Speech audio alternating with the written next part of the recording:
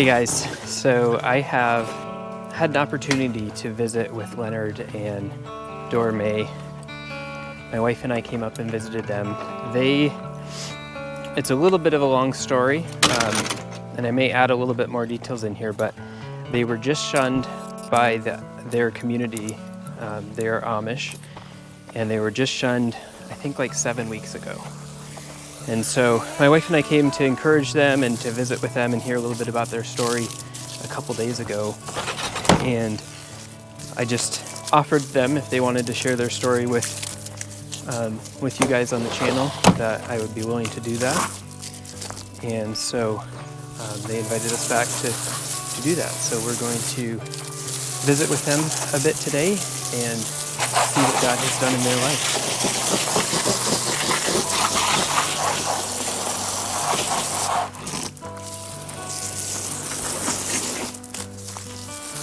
We're at the buggy wash, huh? Yeah, it was about time to.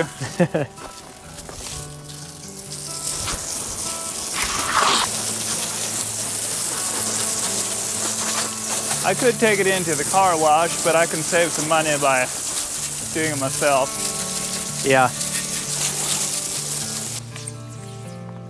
All right, so this is Leonard. Hello. Nice to meet you again. Nice to see you again, I should say. Yes. It's kind of one of those days where it's just perfect out here. The weather's just right. Yeah, it is. It is a beautiful spring day.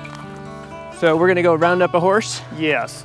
He's one of those, he hasn't been used just lately. I mean, he's been a couple of weeks. So this is gonna be a wild ride, is what you're saying? It might. Yeah, when we left South Dakota, we had green grass, but no leaves on the trees. So this is a treat to have summer here already.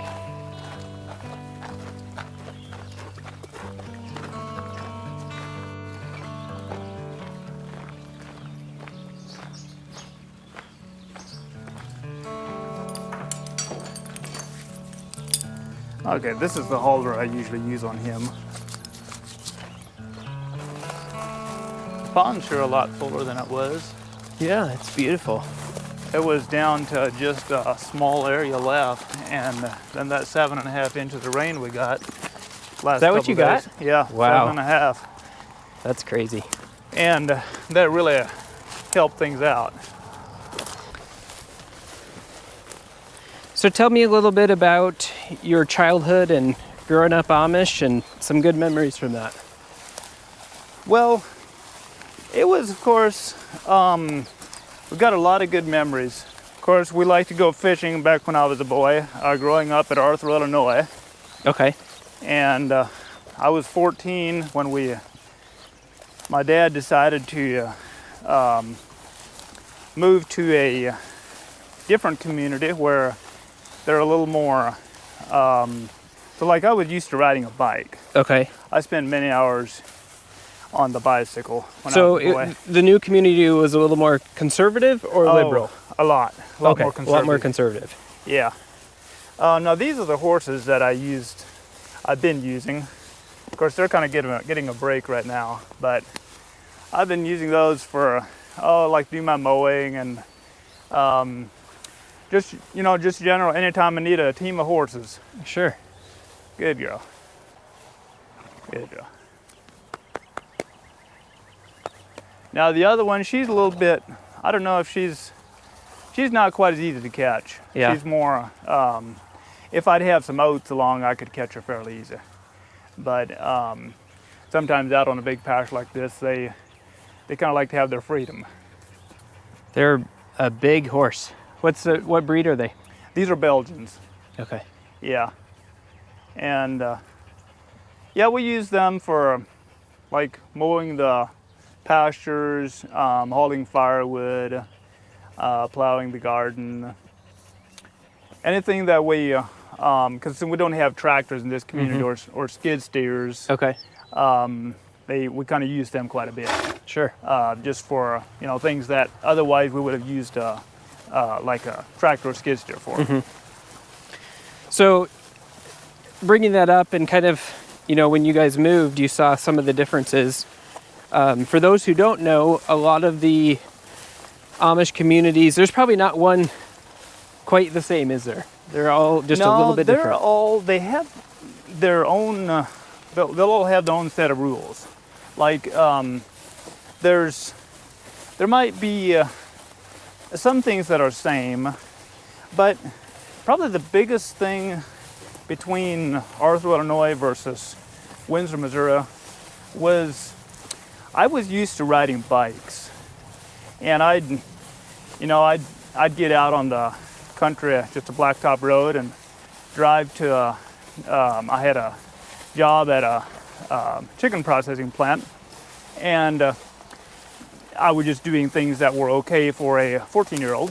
Mm-hmm. And so now this fence is going to be hot, so you want to watch me jump? I'll hold it down. There you go. Thank you. And so then I just loved my bike. It was fun, and that was pretty much the biggest sacrifice I had to just playing. I didn't have my bike anymore, so we did have a pony, but the pony just wasn't the same. How old were you when you moved? 14. 14. Okay, so you had, my parents moved, I think, when I was 16. So that, I mean, you have a pretty good life under your belt at 14. Yes, and probably 95% of my, I don't know, maybe not quite that much, most of my relatives live at Arthur, Illinois. Okay. And now this is kind of steep here. We'll just have to kind of make a jump for it. Are you okay? Or how about over here might be a little bit better. We can just go to the buggy car wash and wash our boots if we need to. Sure. This is going to be better.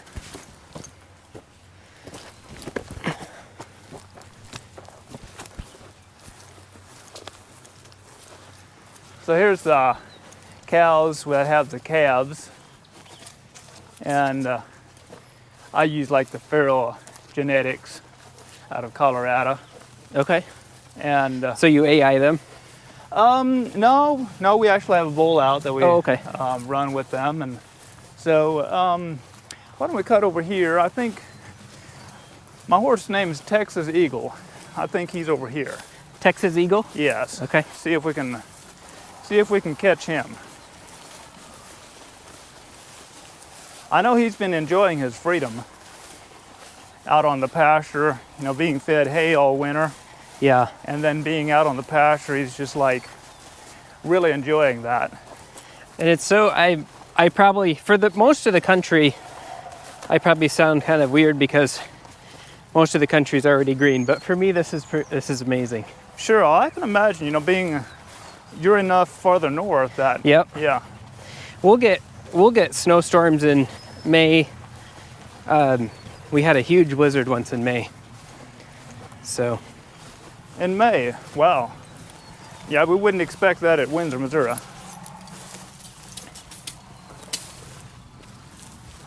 Okay, let's see if I can see how easy it is.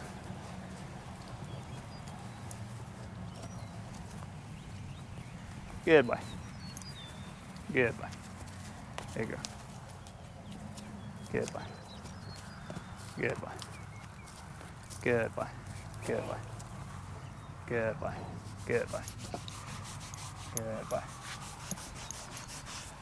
Woo. Woo, Texas. Woo. Just hang on.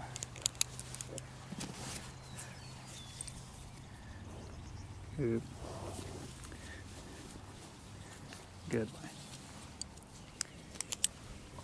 Good job. Good job. Good job. Well, that wasn't too bad, huh? No, it's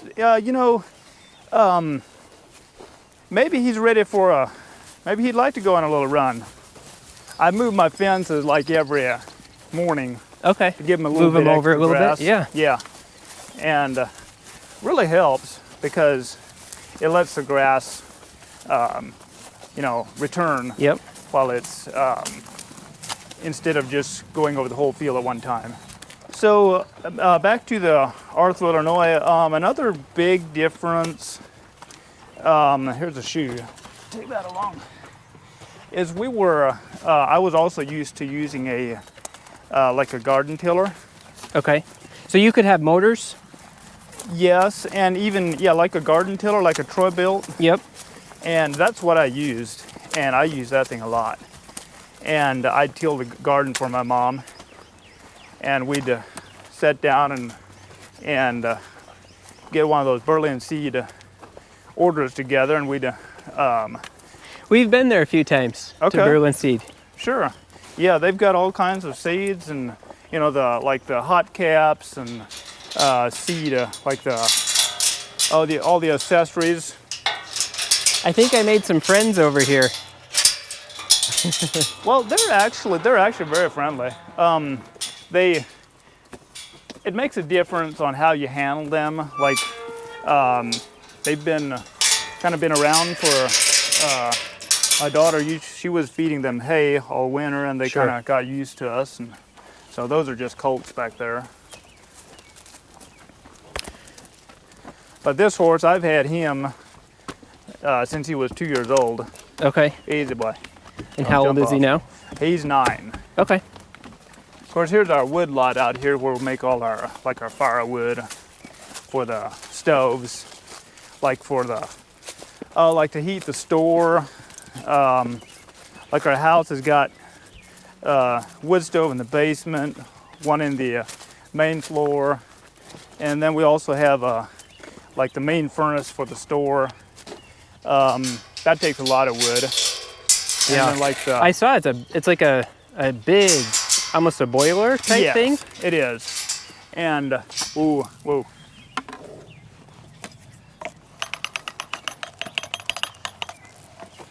Oh. Okay. Yeah, if you want to get the gate, ooh, hang on. Oh. So you were saying you had a tiller, and then you came here, and that wasn't allowed anymore. Yes, and then we used the horses with like a pole type cultivator, and it was just a totally different story in prepping the garden. Sure. I kind of lost my interest in gardening actually because, well, the horses would, you try to fluff up the dirt, and then they'll stomp it all down when you're making the corners. Okay. And the plow, you can't back up with the plow. The tiller, I'd just kick it in reverse. Yeah. And I could back right up to, exactly where I wanted to go and do a really nice job, with several speeds on it. Sure. For my mom, probably the biggest thing for her, and it was a huge adjustment, she was used to using a propane stove. Like one that's hooked up with a propane tank outside with pipes in. Yep. So that was allowed there. Yes, it was. And she really liked that one. So then when we came out here to Windsor, she had to learn how to use a wood stove to do baking with. Now, a wood stove, when you're just using it to heat a house, is a totally different ball game from baking a loaf of bread. Yeah, because of the influx of temperature. Well, you need it around 350 degrees, and it needs to be steady. Yep. And of course, the top part of the stove is usually, inside the stove is hotter than the bottom. Mm-hmm. So it takes an expert. Sure. To actually bake nice bread with a wood-fired stove. But she had a real adjustment on that. Easy now. I think what I'll do is I'll just tie him up. Okay. Maybe right here.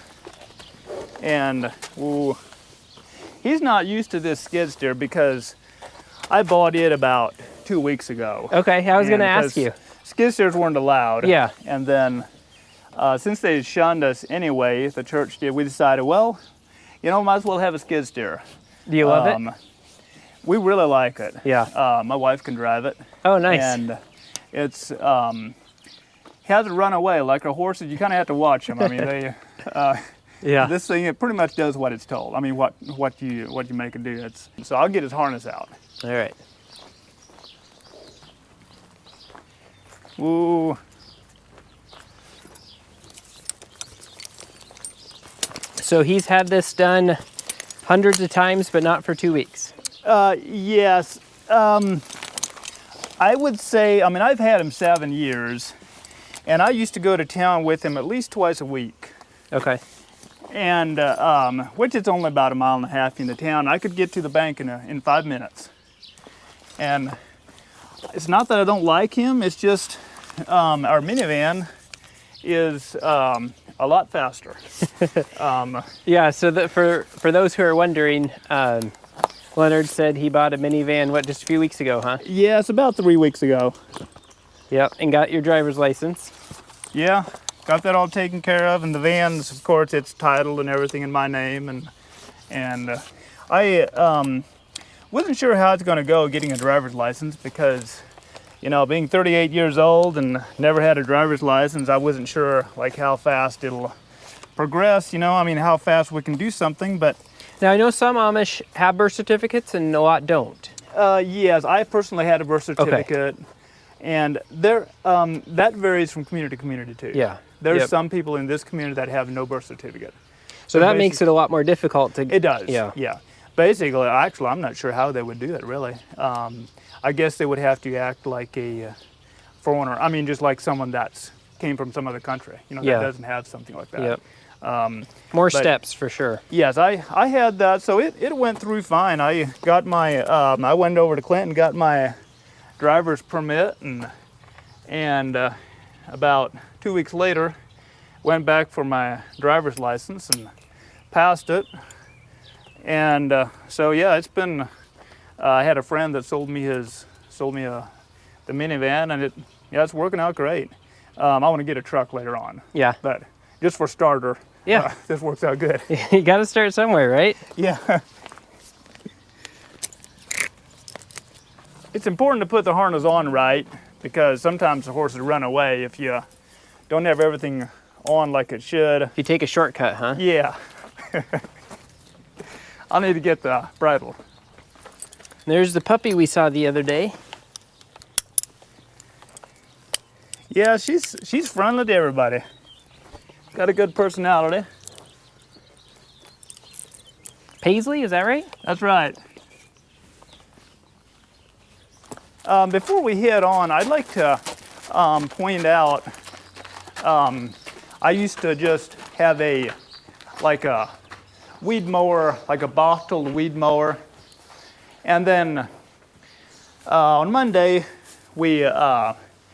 actually just yesterday, we bought this. Well, I bought it Monday, and then we got it delivered yesterday. Okay. I was mowing along the fence with my new toy, and it works really good. And you already got a flat tire? Yeah, got a flat tire. And I was mowing along the fence, and as I made the turn, I got into a cattle panel because I made a left turn, and it swung over, and there was a cattle panel sticking out. So yeah, blew a tire, and got it fixed this morning. It's on the minivan. I haven't installed it yet.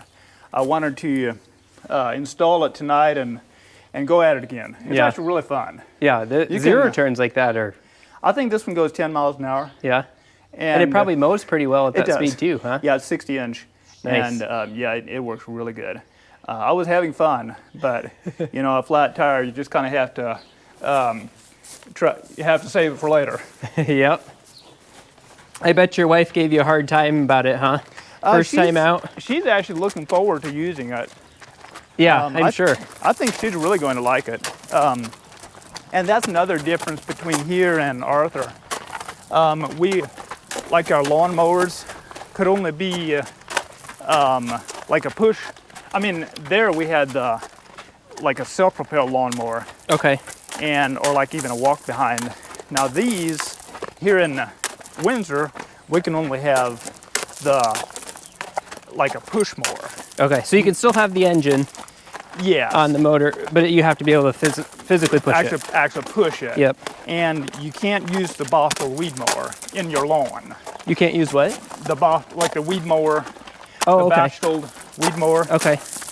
You can't use that for your lawn. You can use it along the fence row, but not on the lawn. Yeah. So it's like a weed whacker. Well, it's self-propelled. Oh, so that's why okay. you can't use it on the lawn. Okay. Because it would be too easy.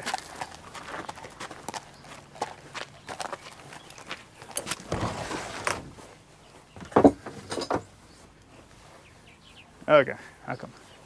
Ooh, easy way. Oop, how come?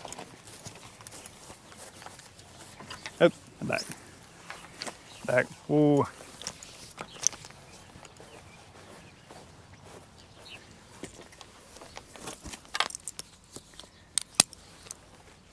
Okay, he's ready to go. All right.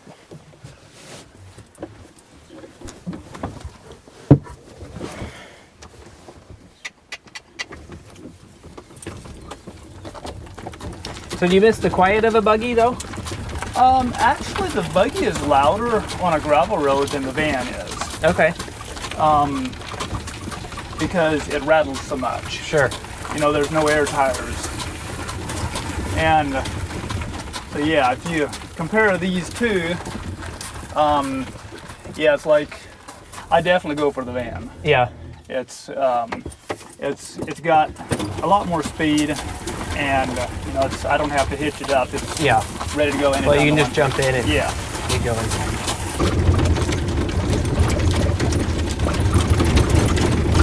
We've got these. Oh, the rain, that 7.5 inches of rain we had kind of made some gullies in the driveway there. But, yeah, that's a good little bump. Yeah. Here you can see where I mowed along the fence, and I actually went down to the corner, turned left. We rent these 80 acres over here. Okay. And here's the God Bless You sign. Oh, okay. And so this is quite a story, and I'll let you share it. Sure. But I was looking for it when we came back, and I didn't see it. Oh, okay. So it's not very prominent. Well, no, it's not. And I was kind of like, okay, so if I can even get one person to think of eternity and of, you know, the realness of God, it has done its duty. Yeah. So putting up my sign was not so much a, like, as everybody needs to see it, more just kind of like, well, there's a lot of traffic that goes through there, but it was also, just being on a fence like that, it's perfect for a horse and buggy that's going past. Yeah, you can see it for sure. You've got time on your hands. Yeah. Especially if you're not driving, and if it's a experienced horse that has, you know, got, you know, years of experience, they're going to, like, they pretty much they know where to go, especially on the road home. So you're not paying attention to where you're going. Yeah. So you've got so you can look around. And that's a nice thing about, actually, you know, the horse and buggy. You've got time to just look at the scenery, and especially, like, I'm sure you notice, like on this road now, the buggy travels fairly quiet, except every time you get a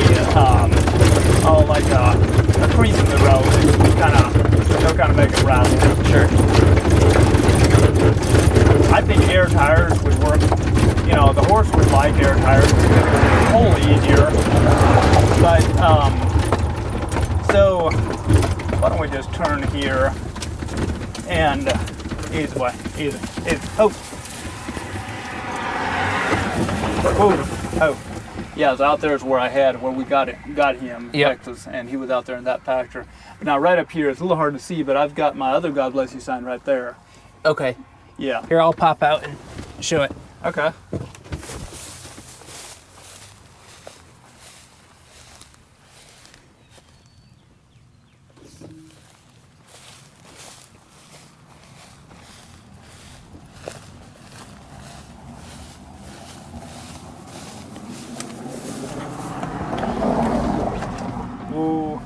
All right, so why don't you share with the viewers the meaning behind that sign?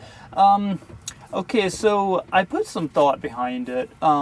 since obviously the shunning was something that we knew is probably coming up in the future, because it seemed like the more I read the Bible in the last 2 years especially, the more I was seeing that shunning actually is not the way Jesus treated people while he was on earth.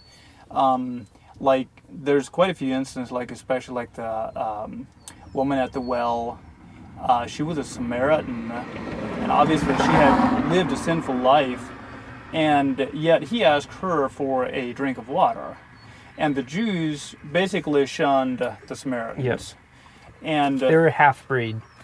yes. So then Jesus was actually not following the Jewish tradition. The Jewish tradition was you would shun them. You wouldn't ask them for a drink of water. And so there's a lot of thought behind that.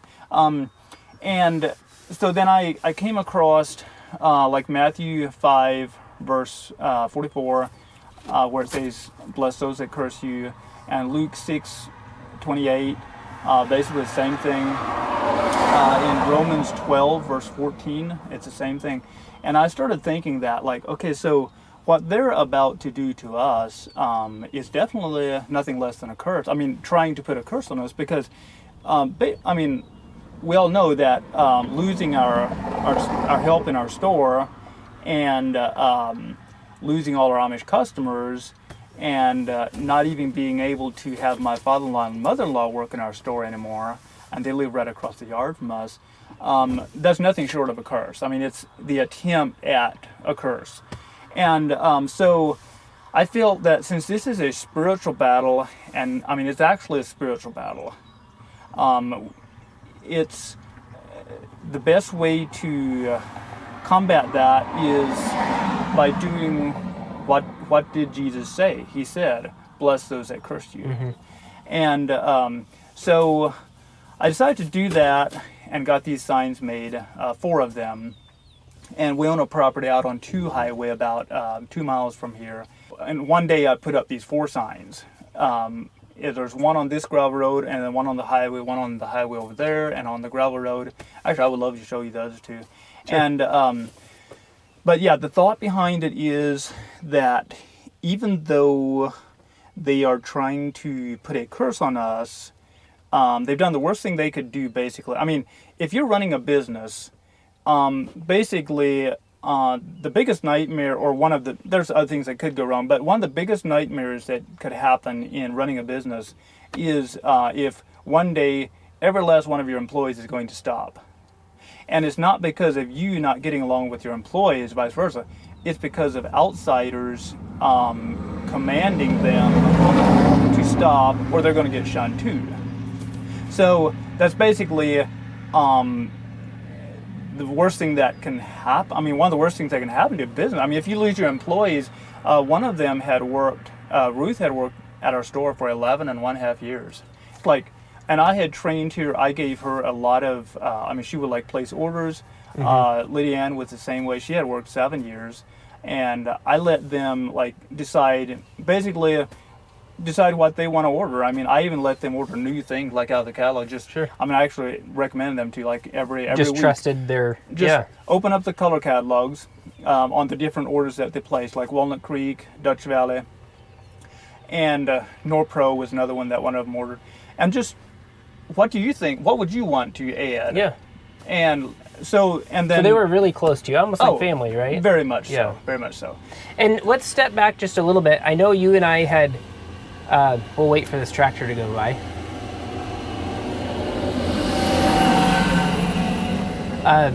We'll give a little bit more background. So we visited with you on Monday, and you had shared with us that you were shunned on a Sunday. Is that right? Yes.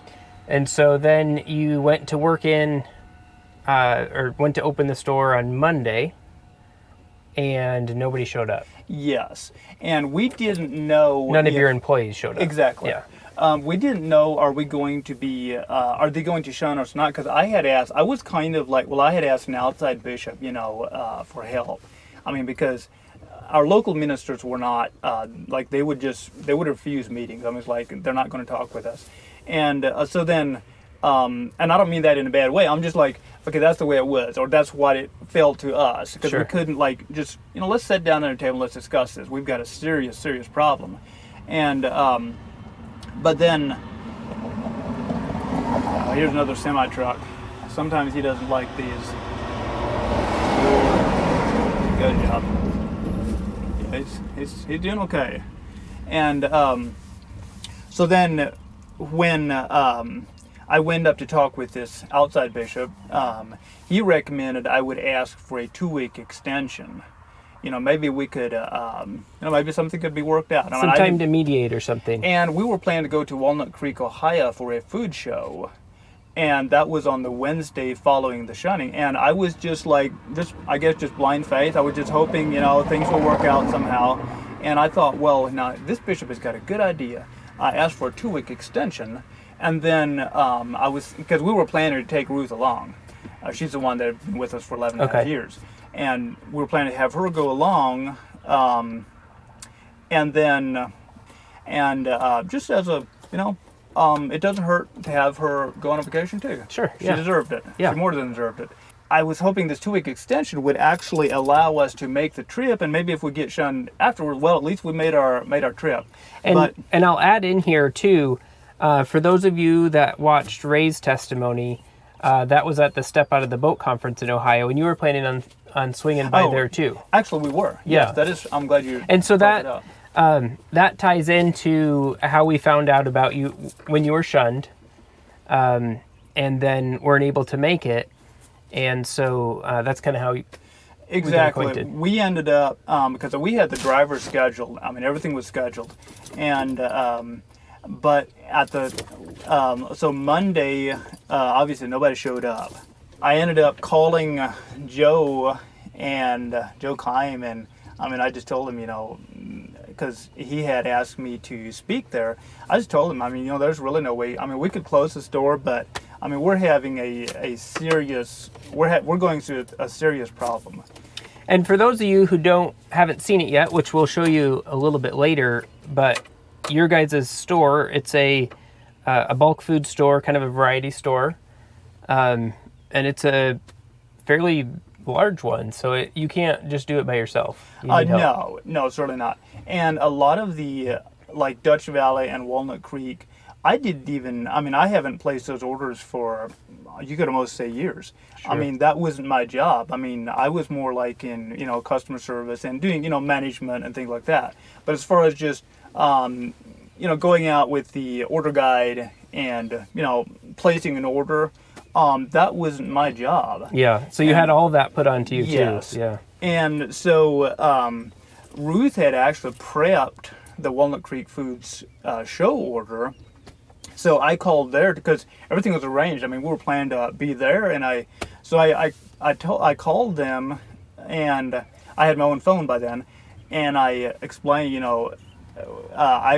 were planning to come. We've got the van, the driver's schedule, everything, but we have no help anymore, and we lost everyone.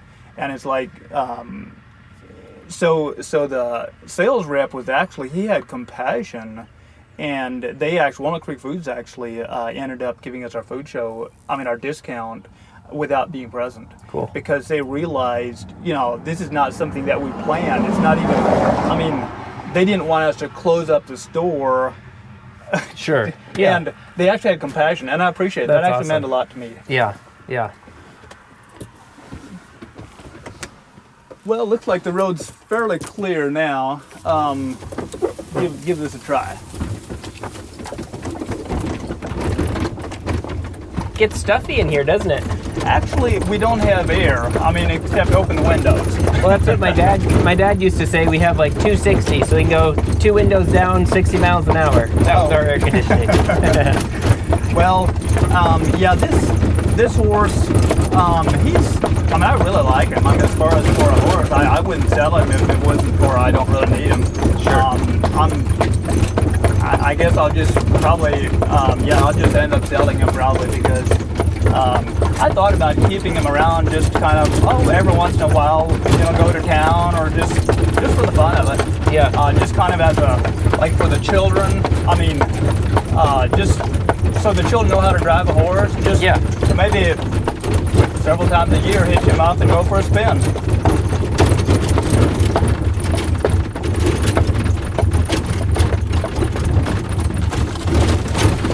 And so here's the produce auction. It's a 4-county produce auction, and unfortunately, being shunned means that I can't buy produce here. It's like right across the fence from our store, but I had asked, like, first auction date, April 2nd. I came up here and asked if I could buy produce. I knew it's it's questionable, but yeah, they've got a big. They actually sell produce here. I mean, they run it through they got all these chairs there, and the buyers sit on the chair. I used to sit on one of those chairs, and I'd sit there and buy produce. And then sell it at your store? Yes. Bring it home with. Actually, this horse, Texas, he hauled a lot of produce. I would come up here with. I like buying local, and so I'd come up here with my horse and buggy, and my cart. I'd use my cart or then the wagon with Texas, and of course he's big enough to pull it. And I'd haul like beans with watermelon, cantaloupe, and then like sweet corn, tomatoes, you name it. Any kind of produce over the season. But yeah, here's that sign if we're coming past, where it says God bless you.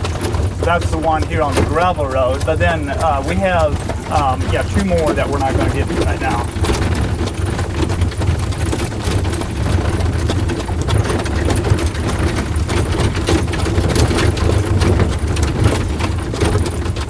So yeah, that's something that is painful about the rejection of I don't I'm not trying to be a bad person, but I'm not allowed to buy produce there. So you could buy there, sure. But since you were shunned, yes, and it wouldn't matter what you wear. You can come with basically any kind of world of clothes you want to, or or a tattoo, or even bad pictures on your shirt, whatever. I mean, you would be okay. Yeah. But me, I'm an next door neighbor, and I was a loyal customer. I mean, I don't know how many thousands of dollars worth of produce I hauled out of there, and it would help run up the prices. But I can't do that this year. Yeah, so that'll be a change. It was painful to realize the reality. The separation, the actual. That people that were that I thought are my friends are now turned against us, and they're not just like, okay, we'll let you live your life. We hope you make it okay. They're like, okay, they actually shun us. I mean, to where we're actually forbidden to buy there. Yeah. So it's not my choice to not buy produce there. We can go to Versailles and. Buy produce there. That's actually where we're getting our tomatoes from right now. Okay. But yeah, it's just one of those things. You just just face it and just move on. All right, so this is the store, and I'll have to tell you that we like to go to a lot of country stores, a lot of Amish stores, all through the different states and stuff. And this is a very impressive store. It's got a good variety. Yeah, we've been here 11 and a half years, and just try to, do fair business. Hello, how are you?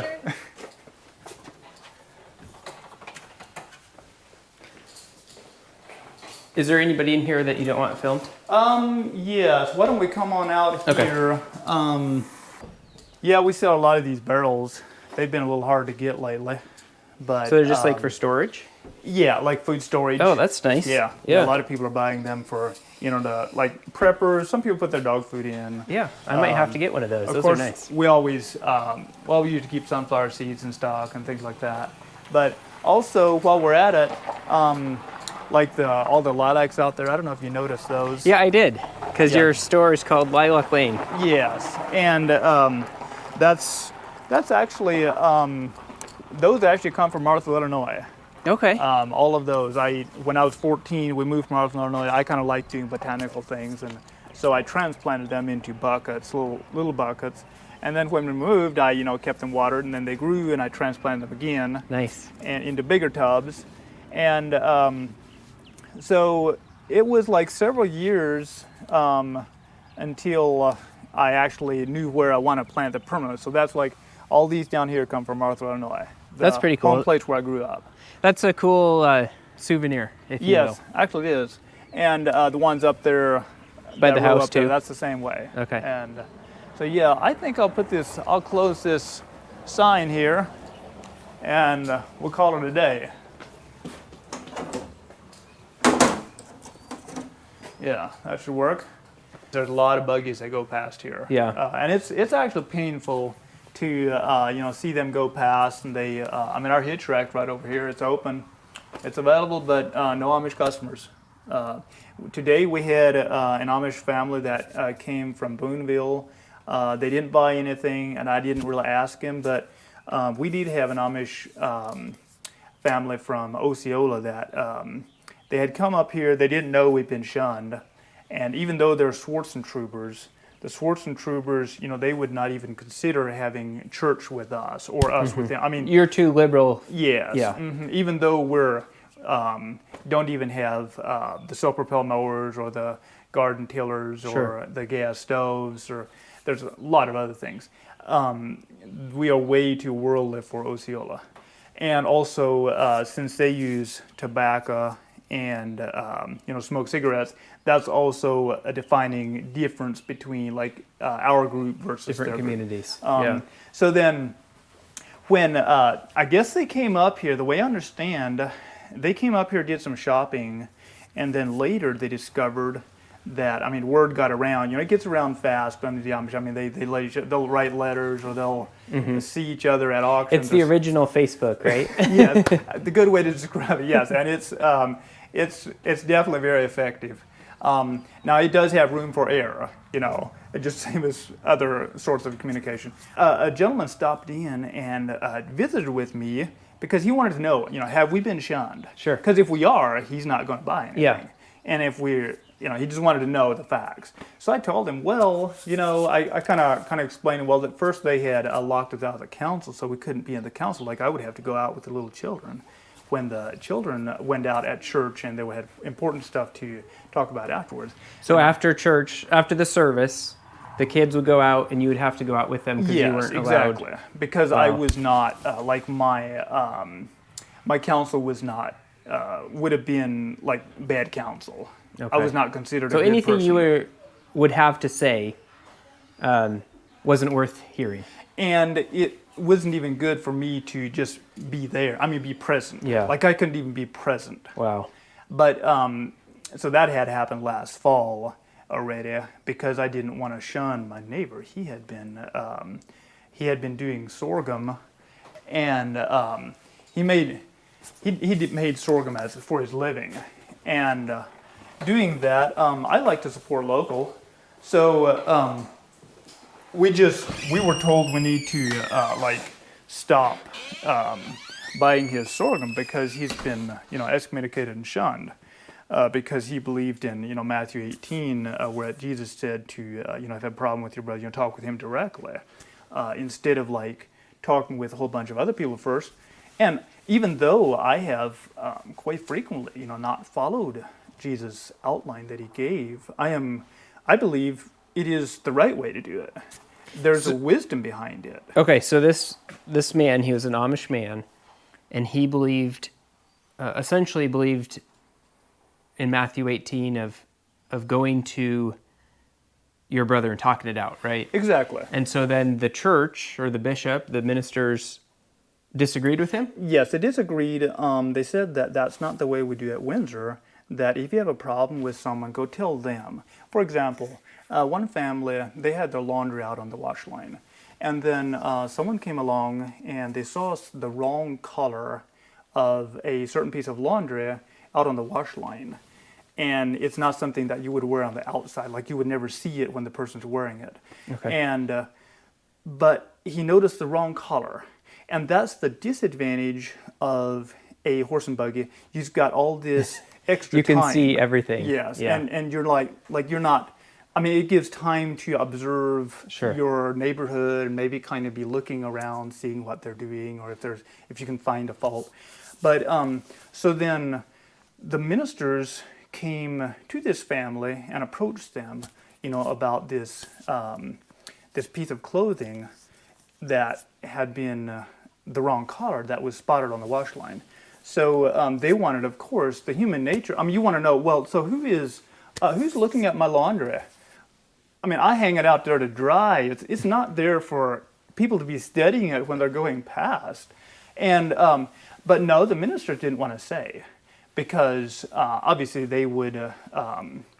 I mean, they actually give kind of. I don't think they write it down. I mean, they don't write it down, but they inward. I mean, they someone can gain points by tattling. Like if they can bring information, and then obviously then they get some credit. And then later on, they might need that credit. Like they might want to do something that is questionable, like hasn't like a new. They may want to do something new that's not been in the community before, but they kind of think they need it. So then, if they build up enough credit by reporting things, so it's not like a book they keep track. It's just, hey, that guy he's been a good in good standing judger or whatever, and has brought up a lot of things to our attention. And he really supports the church. Like reporting things is considered supporting the church. Like if I would report that I saw, someone do this, I would gain some points because. So then, on that sorghum deal, I ended up just kind of like. I mean, we don't sell a massive amount of sorghum, but it's still. I like doing local business when I can. Yeah. So even though they had shunned him, I was like, okay, that's the business as a storekeeper, and having our employees and things like that. You got to be nice to people. People like being treated nice. I mean, as people, we're humans. Yeah. We're all on the way to, we're just going through life a short period, and then there's, it's like eternity, and we need to be nice to each other. Well. So I'm actually getting this sorghum. I got this out of Indiana, but because the sorghum man, the one that actually had like a county inspected sorghum mill, like a cane press, his situation being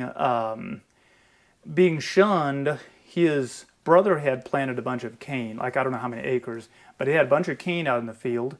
Nathan has the cane press, but Leroy is raising the cane, his brother. Okay, so now how are they going to do that? Because he's shunned. Yeah. Well, then they ended up, they decided that he can go through. Actually, I think why don't we make a quick trip, and we'll finish up on that later. Okay. Why don't we do, because that's almost too long of a story. I'd like to have my wife help on that. Sure, one. Yeah. So yeah, here's just kind of a basic overview of the store. We try to, as much as we can,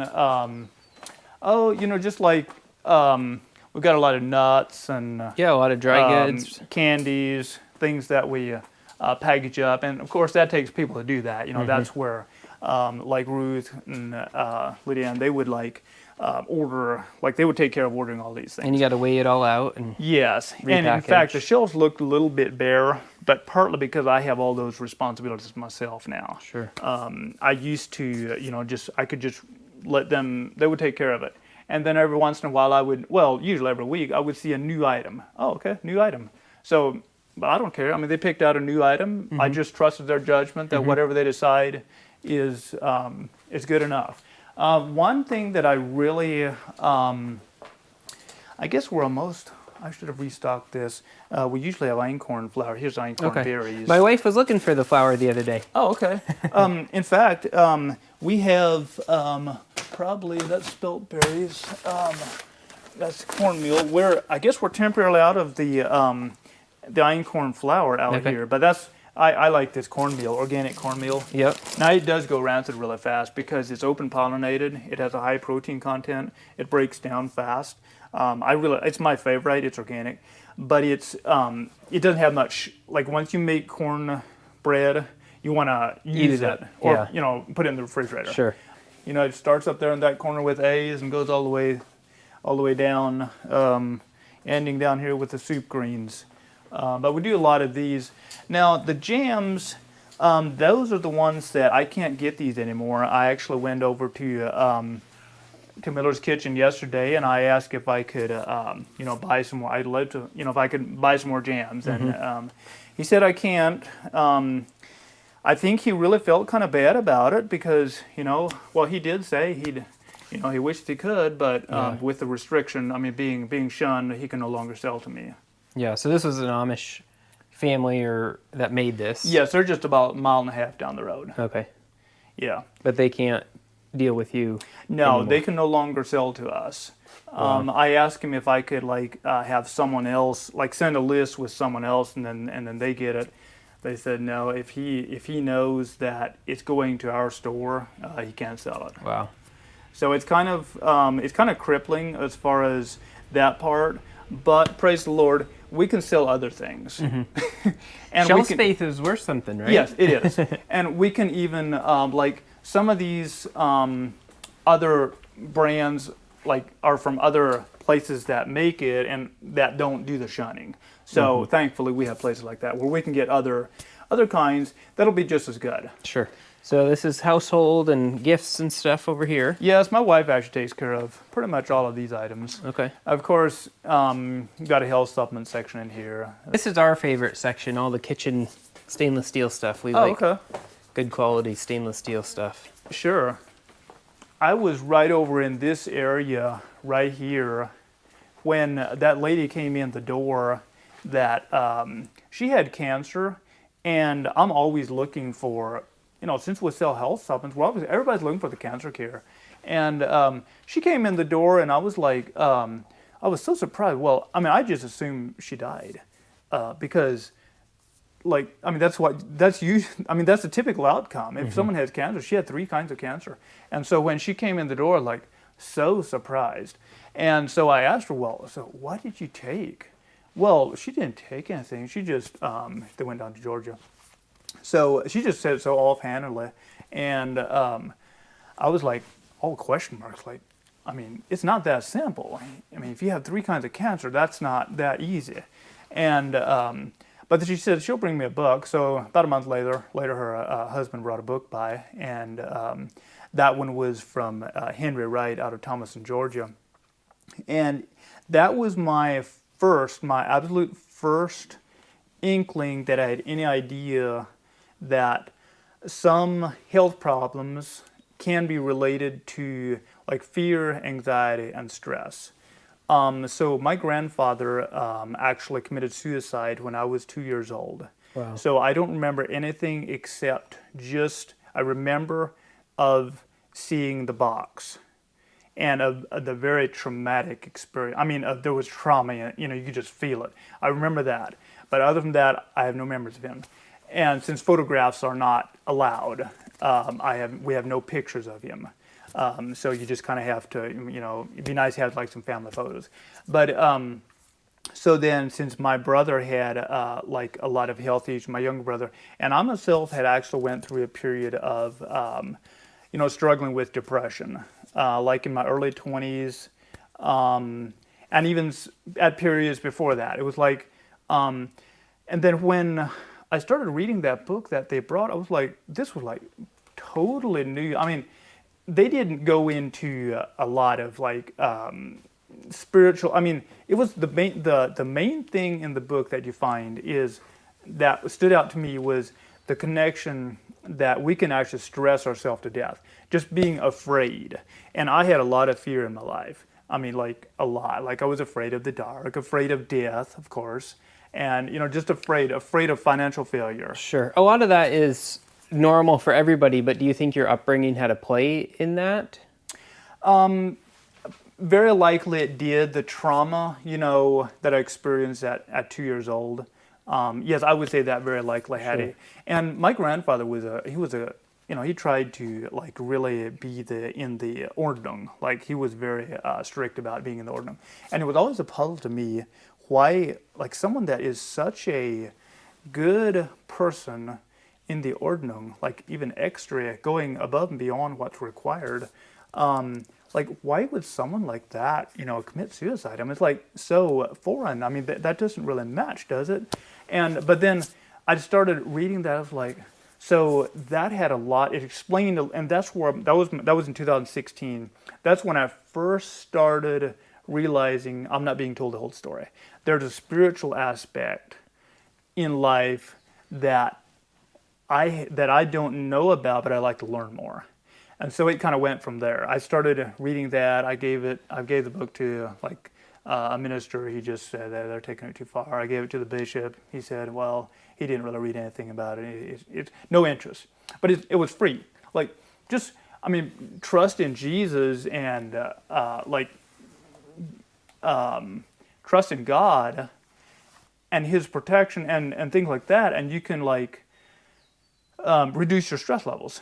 And then some of these health problems can go away, and then you don't need all these, or at least not all of the supplements. I mean, sometimes there's a limit to that. I mean, you want to. Yeah, you can take that too far. Exactly. Yeah, very much so. Yep, and a lot of people do sometimes. They're, God has given us doctors to heal some things. Exactly, very much so. Mm-hmm. And I really appreciate the doctors and like the supplements. I mean, things to help people, to extend their, so that they can live their life. I mean, that's very important.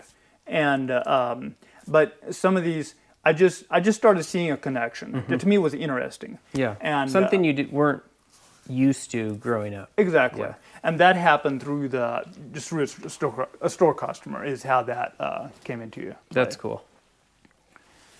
So then that was in 2016, and then about 2 years ago, someone else. Well, we had a lot of store customers that. I mean, I enjoy visiting with our customers. They're our friends. Mm-hmm. Like if we have, I mean, they're not just people that are here to buy our stuff. I mean, they're actually, we consider our customers as friends, and it's like, so I have a lot of good conversations with our friends. If sometimes the line's not busy, and we can just, talk about spiritual things or just kind of share some things, and mm-hmm. So it's been really, that's been very helpful. Yeah, you had mentioned the other day, and we had just kind of talked about how you lost your Amish community, but your, as you would say, English community on the outside really grew. Yes, it's actually been overwhelming, and this is kind of personal, but I'm going to share it just so that you can the impact. And I don't want to say anything like out of bitterness or hatred, not at all. Mm-hmm. I want to wish blessings on anybody that wants to curse us. That's what Jesus said, and. Of course, I can't, it's not me that does any blessing. It's just my responsibility to wish them God's blessings. Mm-hmm. That doesn't mean someone gets it. I mean, that has nothing to do with it. Sure. What I want to do is, that's what Jesus said, so that's what mm-hmm. He said. And since I recognize the shunning as basically, an attempt at a curse, so then that's why I take that fairly serious.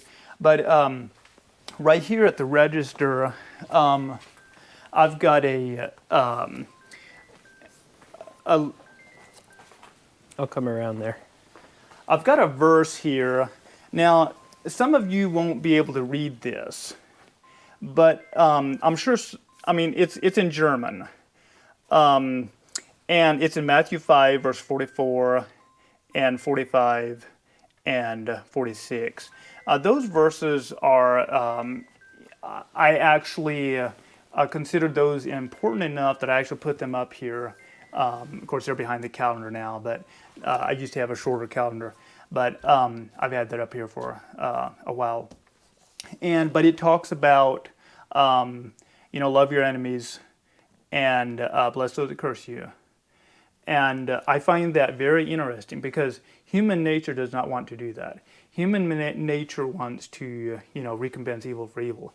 And I find it very, it's very thought-provoking to actually try to apply that in real life, because our human nature wants to do the opposite. Mm-hmm. It's very contrary to human nature. Yes, if someone does us harm, we automatically, I mean, even a a 2-year-old child can fight back. I mean, that is so human. But to do the opposite is it takes God's help. We can't do it on our own, actually. Correct. No. Yep. We lost our help. Like, they stopped coming on a Monday. But the week before that, I started getting this feeling. So one of the girls says she's going to stop because she can't handle the pressure. She was told by the ministers that she needs to stop. And so she knew that she's going to stop anyway. And it was on a Friday evening, and she, told me she's going to put in this is going to be her last day because she can't handle the pressure. And I knew exactly where she's coming from. I didn't blame her at all. But that evening, after she went home, it was like, I'm a grown man, 38 years old, operating a store, and, on the outside, I'm supposed to be, strong and, able to handle anything, I'm not supposed to be weak and just like vulnerable. But that evening, I shed a lot of tears. And right here on the counter, I came out here, it was just like devastating. Okay, I'm going to lose my help. And I came out here and I put my head on the counter and I just said, God, if it's possible, take this cup from me. It was just like, it was overwhelming. So we've trained these help in. They're like, we love them. They're like our family. We have no problem with them whatsoever. And they're like, now they're being like ripped out from underneath us, just with no compassion. And, the community knows that, obviously having our help just, commanded to stop or they're going to shun them. Obviously that's basically one of the worst things they can do to us. But, nobody cared. In fact, Ruth actually, she had been with us 11 and a half years. She actually begged the ministers that first week, could she come and just work for, no pay even. And she was she would have been more than willing to just step in and help. But the minister said no. Wow. Leonard knew what's going to happen if he doesn't give up. If I don't make a confession for not shunning Nathan. Which is your neighbor, right? Yes. So he's just down the road. Yes. And the Bible says, I'm not sure where that reference is, but it's in where it says, love worketh no ill to his neighbor. So I was supposed to work ill to my neighbor. Like, I was supposed to shun him, refuse to buy his sorghum. But I showed you back there where we have Indiana sorghum there now. The reason is because since Nathan couldn't get his sorghum from Leroy, he just didn't have much sorghum to make. He didn't have his supply. He made a little bit from what he made himself, but his main growers couldn't bring the cane in. So then that's where love worketh no ill to his neighbor. Well, okay, to me that's in direct conflict. It doesn't matter how many people try to say that no, shunning is the way we do it. That's just the way you got to do it. That's the only way to keep the church. If it's in direct violation to Scripture, I was like, well, it doesn't matter how many people tell me that I've got to give up. It's a violation of Scripture. Well, and we have to remember that Nathan, your neighbor, was shunned for basically for standing up for what the Bible says. Yes. So in Matthew 18, like you said earlier. Yes. So it's not like he was, doing something bad, like living in sin. It was just his interpretation of Scripture is really what it amounted to. Wow, that's crazy. And so it really put us on the spot. But the Bible says that if we put our hand to the plow, to not look back.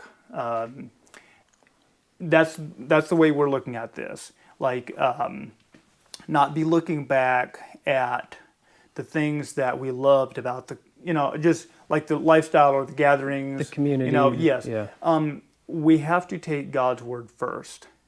If God's word says, love worketh no ill to his neighbor, and it says, bless those that curse you, and it's like a lot of references in, John, he says like that's the way to know if we're his disciples, if we have love for each other. But I honestly could not put I couldn't call this love to be shunning him and then to force me to shun him too. I was like, well, if they want to do that, that's their choice. They can shun him if they want to, although I felt bad for him to have them do that, but I didn't want to participate. So sometimes we just have to, I think we have to just stand for what we think is, what God's word says. Amen. And so back to that day, when I realized that we're going to have our help just wiped out from underneath us. We're going to be, no help. That very first day, it was like every time I thought about it, like when I would like think about it again, it was just like as if someone had died. I was like, so it was just raw. It was just like, I actually sobbed. I would just shake. It was just like, I was just like totally, I could see no good. It was like, I felt this is the worst thing that's ever happened. I was like, life couldn't get, things couldn't get more tough. And now, within 6 weeks, I could actually honestly say that it's the best thing that ever happened. And that's the way I feel. Even though the parting was very hard, and it still is, to reflect just the system we had that was working, and to reflect on that. Sure, it brings tears to my eyes, but we're healing.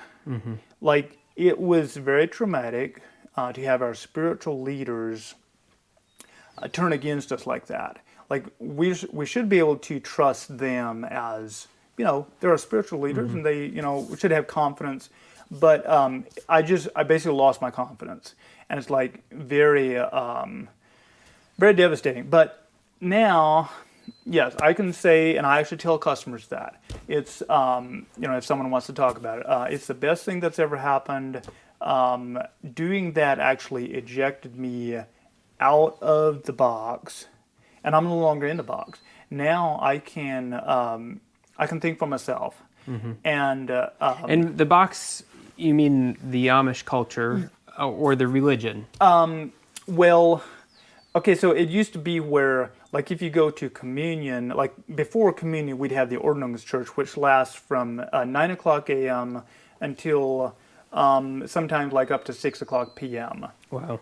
And you get about a 20-minute lunch break. You go out to your buggy and sit on the buggy to eat your lunch with your family. And so you got, from 9 a.m. to, around 6 p.m. Now, sometimes it doesn't last that long. Sometimes, and that it just depends on what they have to discuss. But sometimes it's only like, let's say, 4 o'clock. But from, let's say, 9 to 4. But that's a long day on a wooden bench with no back.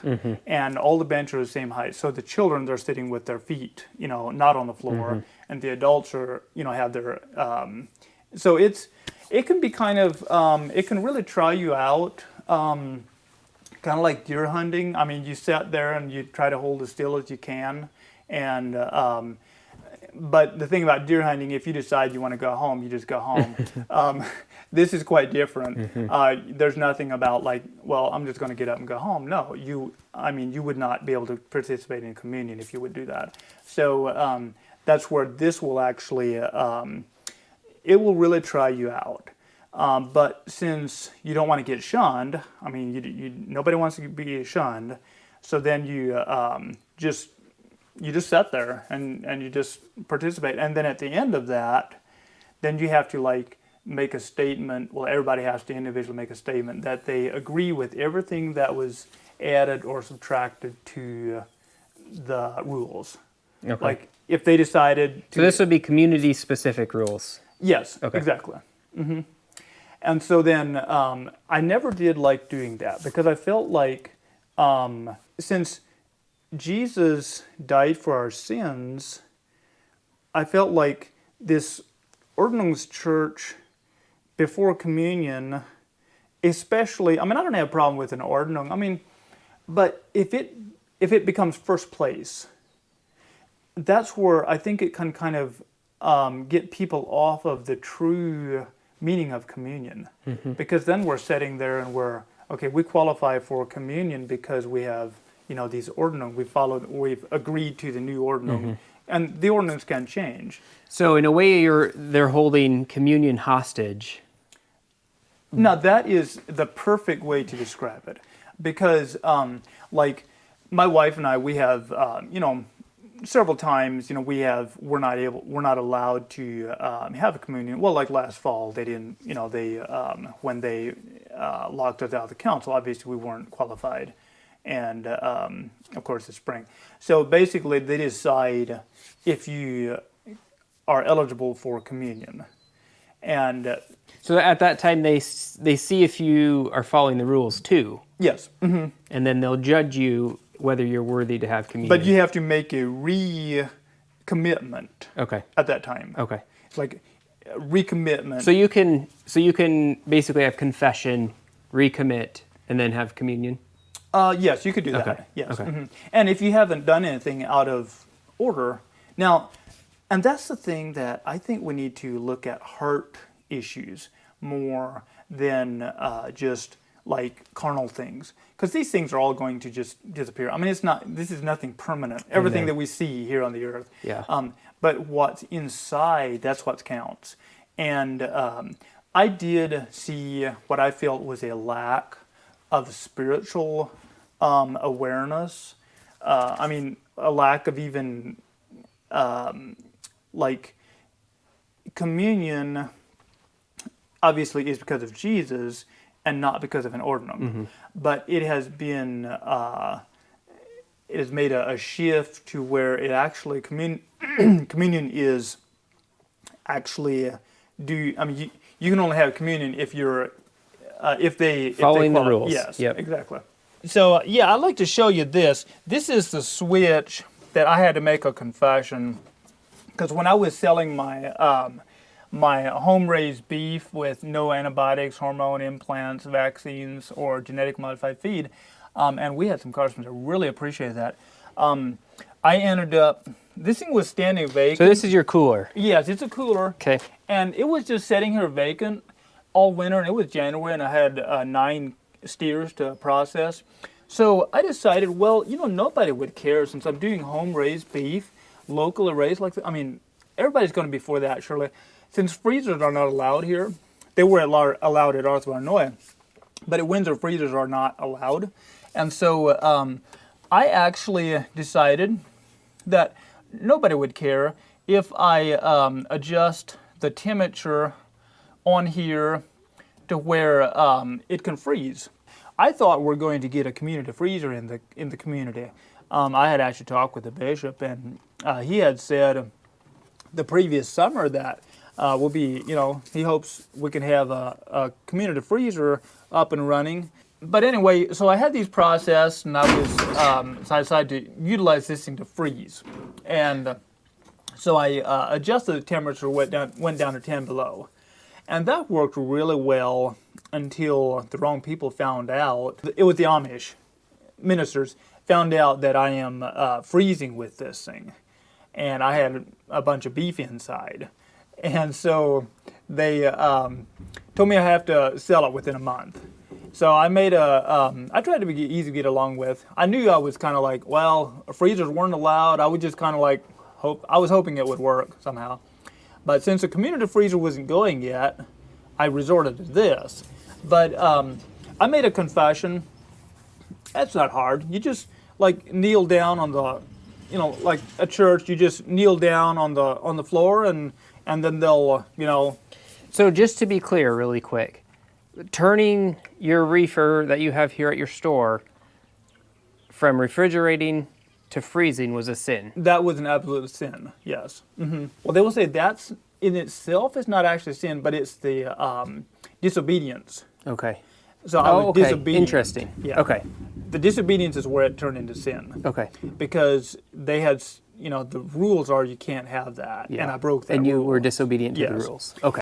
After 10 years of using it like that, I think they were kind of like,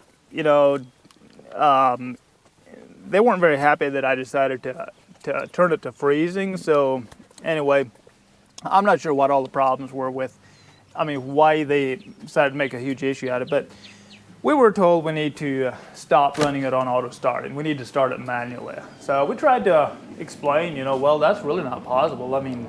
According to Missouri State, like the food code, we're supposed to have our temperatures in order at all times, like 24 hours a day.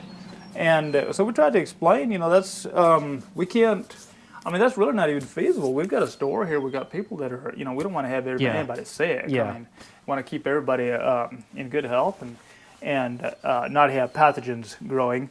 And, but it seemed, and I don't hold any grudges about it, that's fine. It was just, it's just one of those things, it's a way of looking at it that's different from mine. And in fact, most communities are okay with having a auto start. Mm-hmm. I don't know. But those was that was one of the rules in your community that just wasn't allowed. Exactly. Yeah. Mm-hmm. You have to start it manually. So we actually, we're told we can come down and start it through the night, several times through the night if we want to. And I will attest, we had a business that we had 2 of those, and that's not really possible. Yeah. So it was kind of, it was really interesting. They ended up, some people moved out, partly because of that, just there's a buggy going. That's one of our neighbors.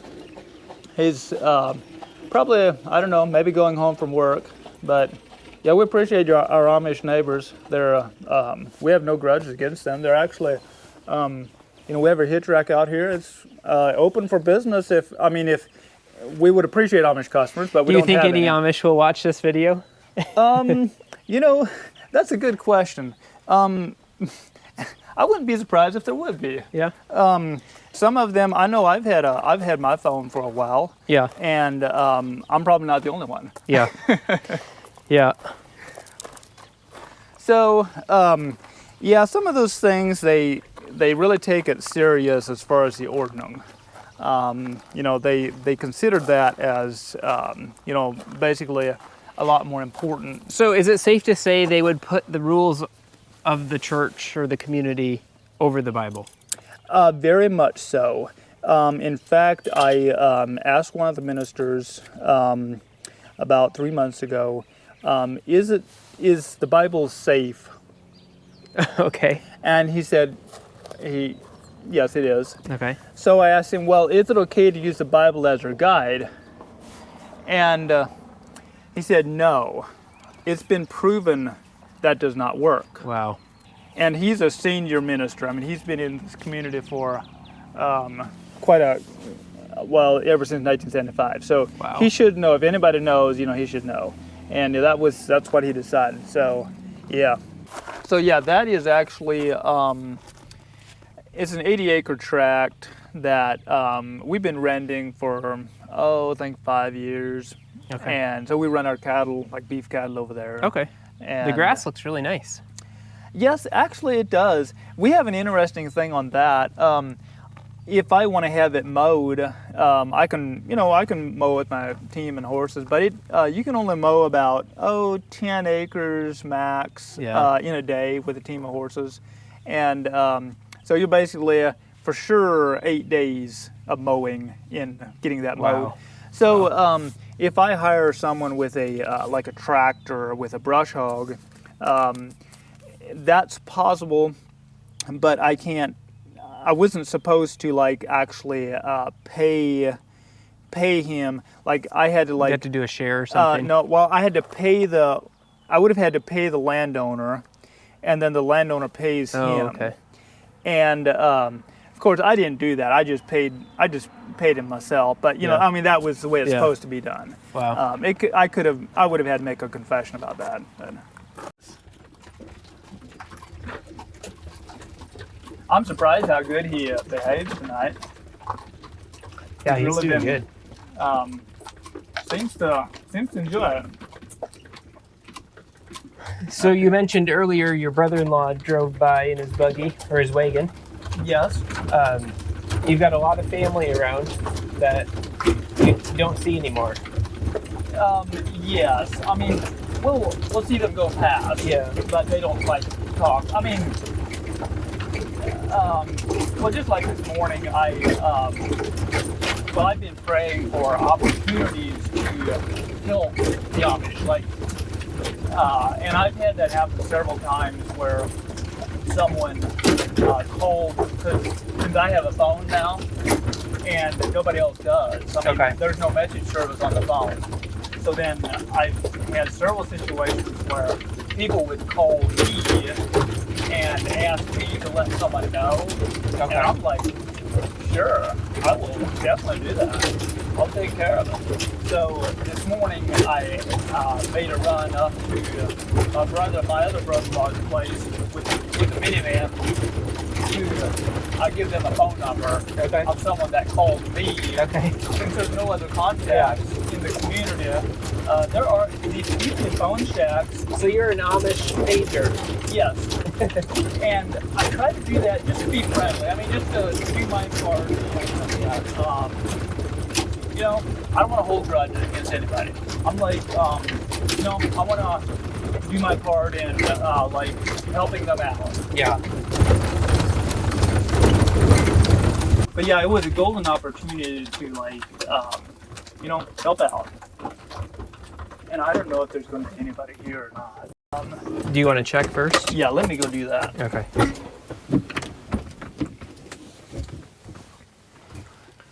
You want me to tie him up? No, it's okay. If you trust him, I trust him. Well, I don't really trust him. He's if a horsefly sets on him. So Leonard is going to go look at this is their phone shack. And he had told us when we were visiting with them on Monday, he had told us that he wrote a little note on the wall that said, "God bless you." And just so when people go in there, they would see that. And then I think he wrote some Bible verses next to it. And so he went back to the phone shack, and they had put the phone on the wall to cover up what he had put on the wall. And so he was just curious to see if it was still on there now or if they took it off completely. So that's what he's checking. You're welcome to come on in if you want to.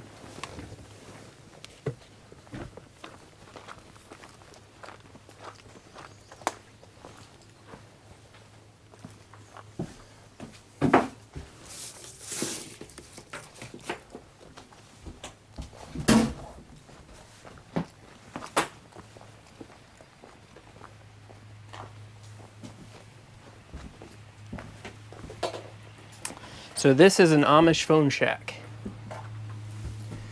Yes, I made a lot of phone calls out of here. Like through the summer, I'd come down here to place orders and So some Amish businesses are allowed to have phones, but not in this community. exactly. Okay. Yes, and there's no message service on the phone. Okay. So that's where I come in handy now because people can call me, and then I can go let them know. Yeah. Like give them a note on who to call. So these are Amish people calling you? No, like Just in outside general. people. They might find our number like. Oh, on- trying to get a hold of another Yes. Amish person. Mhm. They might Okay. find our number like on Google or something, and Okay. or wherever they pick up their number. And so I actually put this on. I put up these clips to where we can, and then I wrote that down, and then that got covered. Someone. Oh yeah, that I is put where the this on phone's. first. That's probably And where then the phone. someone put this on top, so I was like, well, now what I'm going to do? So I said, well, we want to wish everybody a blessing. So so I just did this one and put some references on, and then, but this is actually off now. So apparently, they are okay with that now. So I am glad that they, haven't blocked them off. Everybody has they've got lots of time in their hands sometimes, because sometimes you're trying to call and you can't reach the guy. Oh yeah, so you may just wait a little bit. You'll like just keep calling. Just like maybe every minute or whatever, just call again until, Sure. finally, maybe after 10 calls, the person might answer. Because as soon as we're gone and then they try to call back, No one's here to answer. nobody's here. Yeah. So, I've made a lot of phone calls out of here.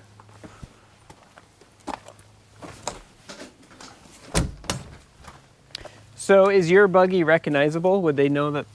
Oh yes, everybody Okay. knows their buggies. I mean, like the horse Oh yeah, that included. makes sense. Yes. If you include the horse and the buggy, we pretty much know who everybody is. Yeah, that makes sense, I guess. Put them together.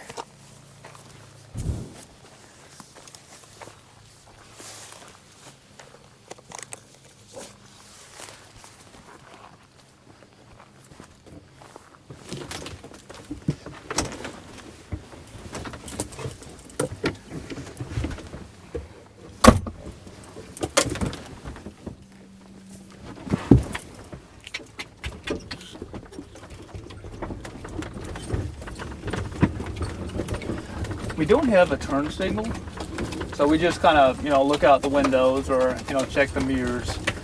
Yeah, so spent some time in Ohio, and they passed a law where you have to put the flashing light and a number of different things on their buggies now. Okay. Well, they haven't done that here. I mean, we do have like flashers on the back that we use in the dark. Yeah. But I don't know that anything necessarily changed from what it was. Yeah. Now, some communities aren't allowed to have triangles. Aren't allowed to have what? Triangles. Oh, really? Yeah, they can't have any triangles because the triangle is orange and that's too bright.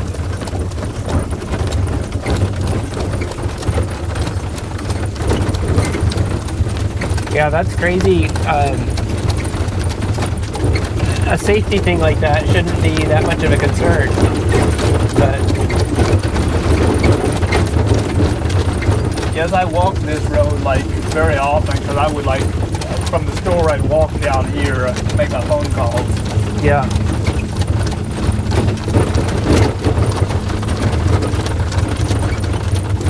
The place back there is for sale. Is it? Because the people they couldn't handle the ordinal, the rules and everything going on.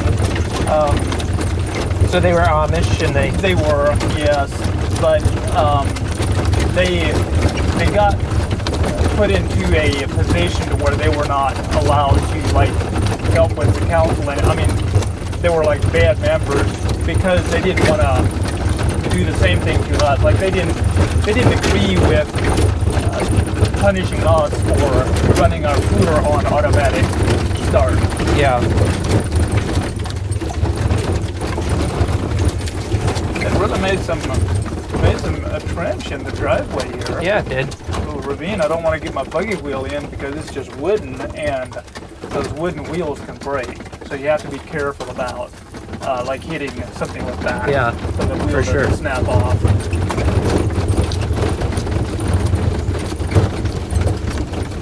Well, it's cooling down a little bit. It feels nice. Yes, it actually does. Got a nice breeze up here on top of the hill. I usually just tie my horse up over here at this hitching post. Next to your minivan. Yes. And the minivan. I mean, it actually it works good. Yeah. It's just amazing how much faster and more convenient. How much stuff you it can put is. in it. Yes. And it's got a lot of cargo room in it too. What do the kids think about it? They think it's great. Our 15-year-old daughter, she's actually thinking she'd like to get a license too. Yeah, Of that's course, awesome. she's going to have to get her, just a permit to start with. Mm-hmm.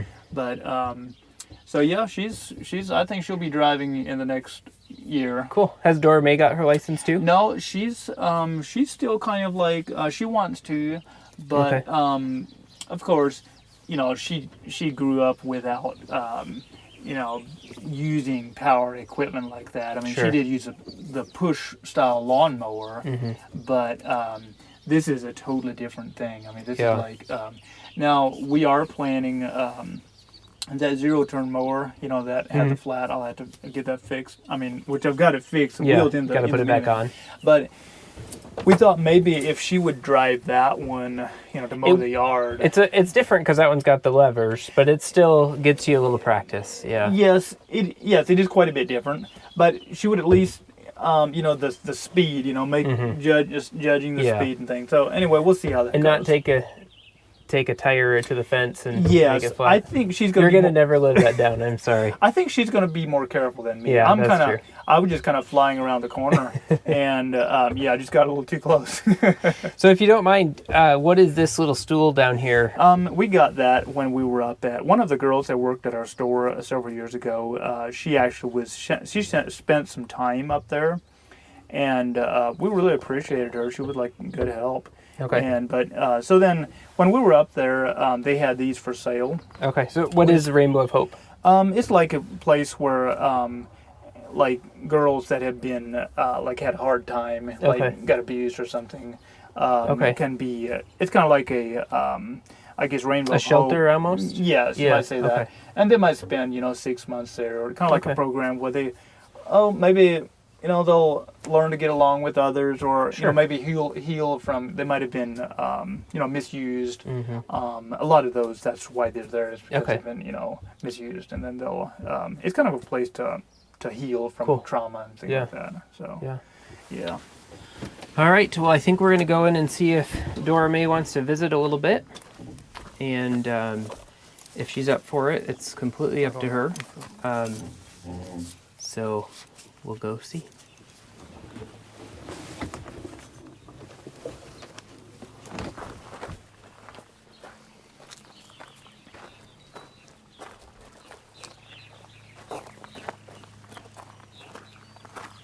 Something that, of course, we didn't used to be allowed to have because we just use kerosene, like all our like our stoves, our refrigerators run off of kerosene. Okay. Now it doesn't smell very good. I mean, it has kind of an odor. Now it depends. You can get some. It costs like $7 a gallon. It's expensive if you have the odorless.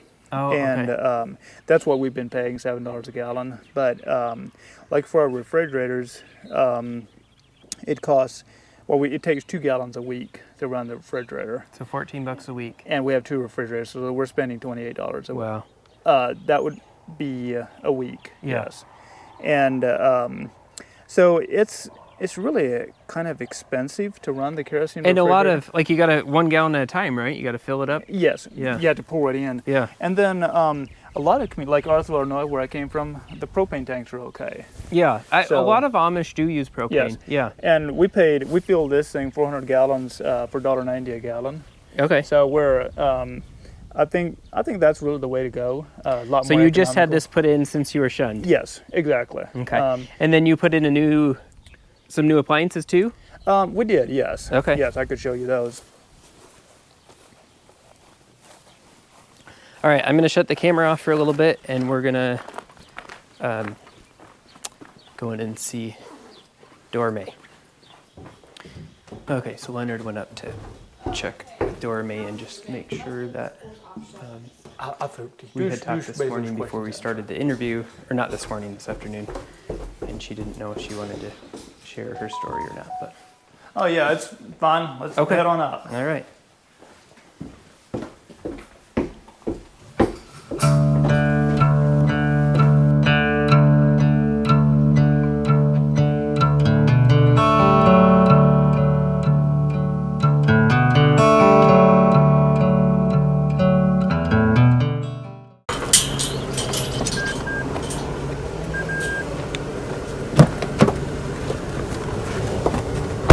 Did I scare you there? Nope. I took my foot off the brake just a little bit. I should probably be scared of an Amishman driving.